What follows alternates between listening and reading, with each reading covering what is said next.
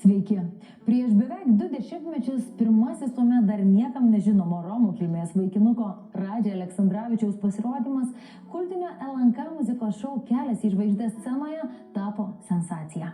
Plačia šypsena, betarpiškumu ir gražiu balsu tūkstančių gerbėjų širdis užkariavęs 19-metis akimirksniu tapo žvaigžde.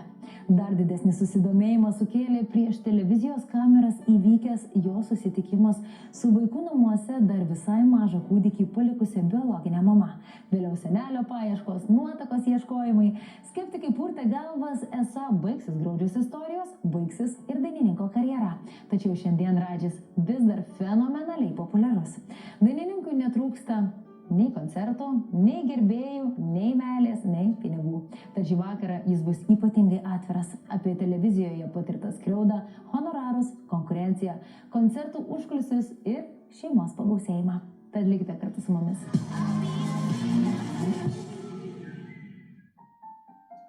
Atlikėjai dažnai mėgsta sakyti, kad jų atliekami kūriniai gimė iš asmeninės patirties, yra išgyventi ir išjausti, todėl randa kelią į klausytojų širdis.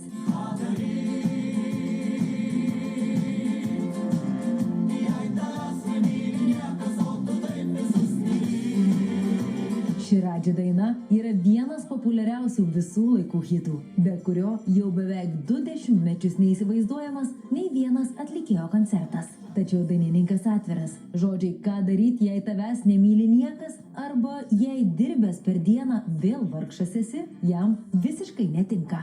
Pilnos salės ir tikrai skūstis negaliu. Aš pirmą kartą taip šneku, nes aš kažkaip tai, kad girtis ten, žinai, tam yra socialiniai tinklai, aš tikrai ten parašau, kurie ateina į koncertus, kiek ateina žmonių. Bet kad taip pat viešai, aš ne iš tų žmonių, kad plėpė daug, žinai. Bet dabar pasakysiu, todėl kad, kodėl ne. Reikia sakyti tiesą, o nemeluoti. Taip, ateina tikrai daug žmonių, būna pilnos salės, žmonės džiaugiasi, ploja. Nepaslaptis, kad yra daugybė skeptikų, kurie jei ne pašaipiai, tai bent jau atlaidžiai vertina, kaip pats Radžis save vadina, senosios estrados atlikėjus, nurašydami juos kaip neaktualią atgyveną. Tačiau Radži atviras, tai snobizmas ir nenoras pažvelgti toliau nei pačių susikurtas burbulas. Vis tiek ta estrados, tas pop muzika, ta senoji, jinai vis tiek dalis didelė yra Lietuvoje, todėl kad Vilnius tai ne visa Lietuva. Išvažiuoji iš Vilnius ir tu pamatai tikrą Lietuvą. Ir tada pasižiūri, kaip čia viskas vyksta. Konkurencija muzikos pasaulyje yra didžiulė ir kasdien vis auga, nes šiuolaikinių technologijų dėka šiandien kiekvienas turintis bent mažiausią talentą vos per dieną gali tapti didžiausia žvaigžde. Tačiau Radži nei vieno iš jų varžovų nevadina, nors žodžių į vatą nevynioja. Aš jeigu ten atsiliepiu kažką nelabai, ne? Sakau pavydį. Ne, man nepavydas, man yra arba patinka, arba nepatinka ir aš tą pasakau. Bet pavydėt ko? Aš ką susitikęs jaučiu, nėra, man į akis nėra tavo, sakykime, kažkaip vis... Aš pagarbiai ir jie visą laiką pagarbiai. Nebuvo taip, kad, pavyzdžiui, ten nepasisveikintų. Aš manau, kad reikia pagarbiai ir tada su tavim bus pagarbiai. Ir dabar, pavyzdžiui, man 70 metų, sakykime, sakau maestro. Nu, koks aš maestro, man tai juokinga, bet jie tai sako ne pašaipiai, bet jie taip, taip masto. Sakau, be maestro esu Radži. Ir jeigu aš kažkur, pavyzdžiui, dainuoju, renginiuose, kažkur, jauni vedėjai, kurie šiuolaikiniai, kaip jūs pristatyti, žinai, ar ten, niekaip, Radži. Tada buvo Radži ir dabar Radži. Tas tada buvo prieš 18 metų, kai jaunutis Romas pirmą kartą užlipęs į muzikinio realybės šou Kelias į žvaigždę sceną pakerėjo visus, ne tik gražiu balsu, bet ir plačia šypsena bei nesuvaidintų nuoširdumu. Ta pati garsioji jo daina Ką daryt privertė ošti pilnutėlę salę, tapo Radži vizitinę kortelę ir atvedė iki pat finalo, kur jis tik per plauką netapo nugalėtoju, nusileidęs Merūnui.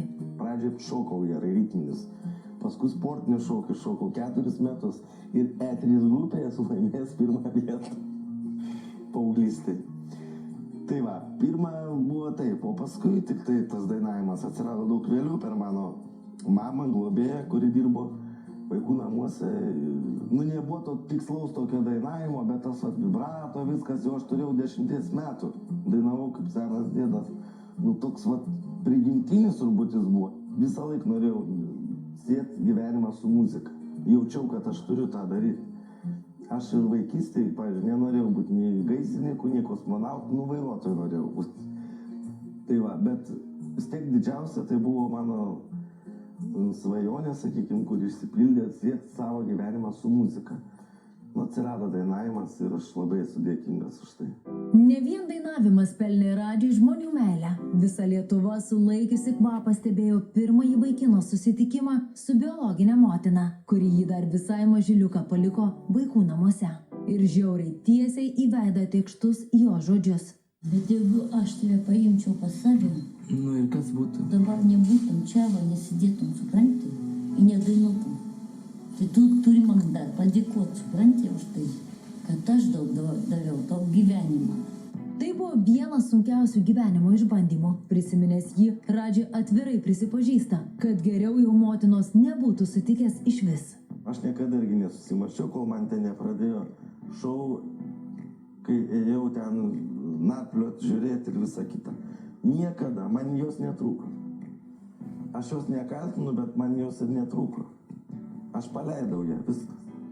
Ir ačiū Dievui, kad dabar viskas baigėsi.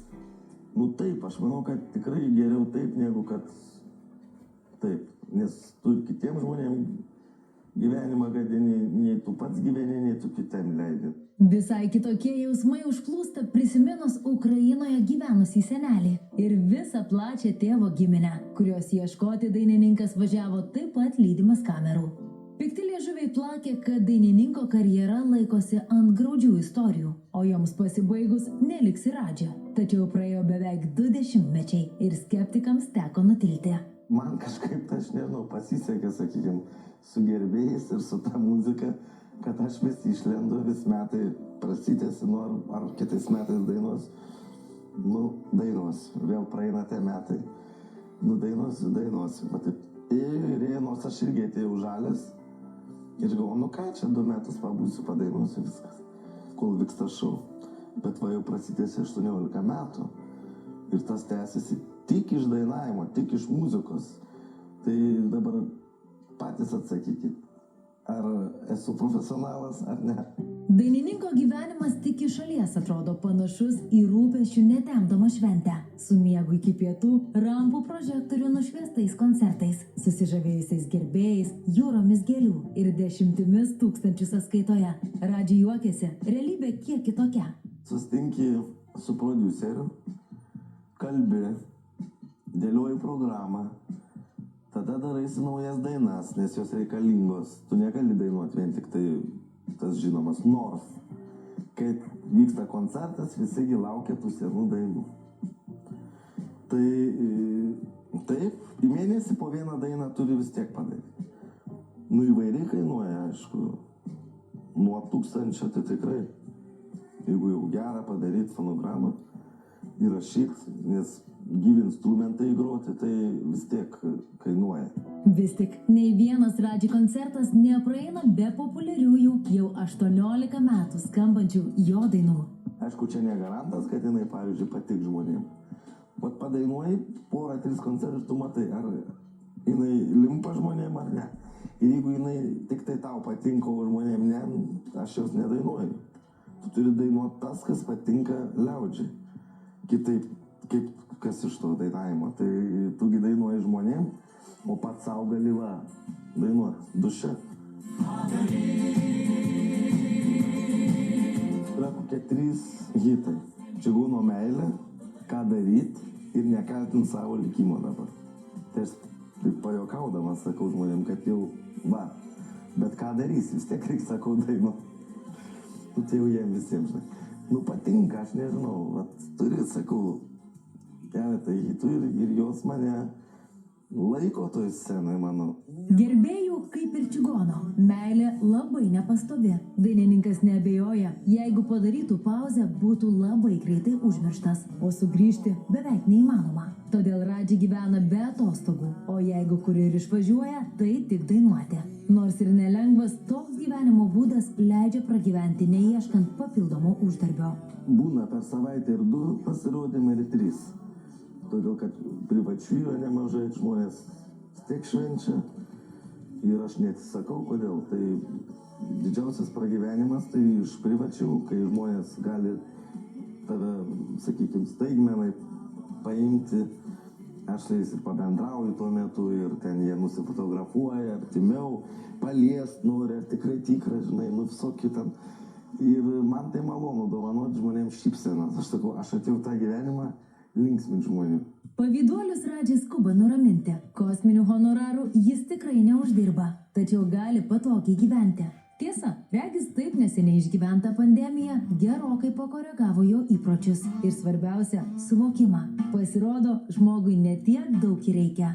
Po šitos pandemijos truputėlį pradėjau galbūt tos pinigus nespaus, kaip sako, žinai, bet truputėlį užlaikyti. Kad, neleis, pavyzdžiui, nereikalingam visokiam daiktam, nors tų daiktų va. Pavyzdžiui, man jau ir rūbų jau nieko nereikia. Tikrai nereikia. Nes jų nėra kur dėti tiesiog. Nupirkdavo, tai tau reikia, tai to iš tikrųjų nereikia. Viduj kontroliuoju. Žinau, kad, pavyzdžiui, nereikia. Vat eini parduotuvėj. Kažkas iš juvelyrikos. Labai norėtųsi, nusipirkti kažką. Ne. Kam? Aš vis tiek nenešioju. Aš kasdien nenešioju. Vat vieną žiedą užsidedu. Viskas. Tai kam? Turiu, daiktų, jie stovi. Jų nenešioju. Kažkada nešiau, nes proto nebuvo. Tai čia prisidėti reikėtų dabar. Kaip tik, žinok, kažkaip pasidarė, kad kuo mažiau. Ir namuose aš kai grįžtu, aš viską nusiimu. Tai ar to reikia? Gražu pasižiūri, praeini ir viskas. Svarbiausia nesugrįžti atgal. Kur kas svarbesnis už daiktų pirkimą dainininkui tapo mokesčių mokėjimas. Jis pasakoja puikiai išmokęs pamoką po to, kai prieš kelerius metus valstybinė mokesčių inspekcija nemažam būriui atlikėjų skyrė baudas. Tuomet ir pasklido kalbos, kad šioje įstaigoje net buvo įkurtas atskiras skyrius, kurio darbuotojai seka pramogų pasaulio žvaigždžių gyvenimą, darbus ir pirkinius žurnalų puslapiuose, televizijoje bei internete. Apskritai, jeigu nestebėtų, ar tai yra naudinga dėti, pavyzdžiui, į socialinį tinklą, kad aš nusipirkau ten tą ir aną. Ką erzint kitus žmonės? Žmonės pavydė, o ypač pavydė tie, kurie tavęs nemėgsta, neklauso tavo muzikos. Tai kam jiem dar duoti tą peną? Kad ir kokį džiaugsmą teiktų koncertai, kiekvienas iš jų išvargina ne tik fiziškai, bet ir emociškai. Juk nepakanka vien dainuoti. Po kiekvieno pasirodymo Radžis skiria vos ne tiek pat laiko bendravimui su gerbėjais bei fotografavimuisi. Kiekvienam norisi padėkoti ir parodyti dėmesį, o juk tai taip pat kainuoja nemažai jėgų. Aš išdainuoju viską. Mano emocijos išeina, patikėkit, kartais taip, kad aš jau nieko nenoriu. Aš tiesiog sėdžiu kambarėlį ir vairuotojas laukia, jeigu aš, pavyzdžiui, be mašinos, jis gali ir pusę valandos sėdėti laukti. Aš tol, kol aš neatsigaunu, aš turiu pasėdėti kambarį persirengimo ir tada galiu išeiti. Aš pailsiu būdamas vienas, bet tai nereiškia, kad aš esu vienišius. Man patinka kompanijas, man patinka žmonės. Man užtenka valandos 2, aš galiu vienas pasivaikščioti ir man užteks. Net į parduotuvę nueiti vienas, bet kad nieks nekalbintų. Nes būna, kad jis susierzinęs būna, taip kad galiu ir atsakyti ne taip, žinai, tada prasideda ten pasikėlęs ar ką. Galvo, kaip aš jau nebepergyvenu. Tikrai nesu vienišius ir dėl to nepergyvenu visiškai, kas ką, kur kas galvoja. Visiems duota galva, tegul galvoja, kaip kas nori, bet pagarba, žmogiškumas pas mane bent jau mano kartos, kai aš gimiau, buvo tas ir turi išlikti. Paklaustas, su kuo dalijasi savo didžiausiais džiaugsmais ir nusivylimais, Radži neslepia, kad šiuo metu artimesnio žmogaus už mamą Vidą jo gyvenime nėra. Būtent jai dainininkas patiki paslaptis, bet ir tai toli gražu ne visas. Aš ant tiek save myliu ir aš, pavyzdžiui, netgi pagalvoju, kad kaip čia būtų, jeigu aš, pavyzdžiui, išeičiau, iš gyvenimo. Bet tai ko kiti kažkas tai gyvens, tai kaip čia dabar gali būti, aš negaliu, turiu gyventi, specialiai gyventi. Tegul kiti išeina. Toks, vadai koks egoistas. Aš žinok, toks gudrus, aš taip lengvai neišeinu, taip kad apie tai niekada negalvojau.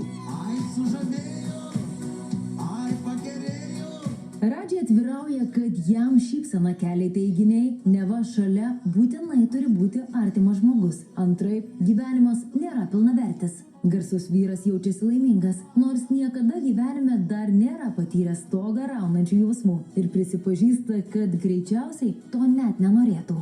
Buvau susižavėjęs, sakykime, link arčiau įsimylėjimo, bet tai nebuvo meilė. Taip, dėl šeimos galbūt reikėtų turėti atžalą, ne? Nes Merūnas, kiti draugai jau turi vaikus, bet aš dėl to irgi per daug nepergyvenu, todėl kad aš esu vyras. Tai aš galiu ir 50 metų turėti vaiką. O aš sulauksiu ar nesulauksiu, čia niekieno reikalo. Galbūt man irgi tokia karma yra. Gal aš, pavyzdžiui, gyvenime negaliu turėti, pavyzdžiui, šeimos. Ir man, pavyzdžiui, reikalinga, už tai man davė muzikinį kelią, kurie žmonės man atstoja tos visus tą šeimą. Ne viskas gyvenime taip susidėlio, kaip tu labai norėtum. Bet aš niekada neatsisakiau to. Aukso amžių išgyvenantis Radži gyvenime nesivadovauja visuomenės primestais standartais bei stereotipais ir pataria kitiems to nedaryti. Garsus vyras įsitikinęs, kad kiekvienas gali atrasti savo laimę, o jo pavyzdys yra puikiausias to įrodymas.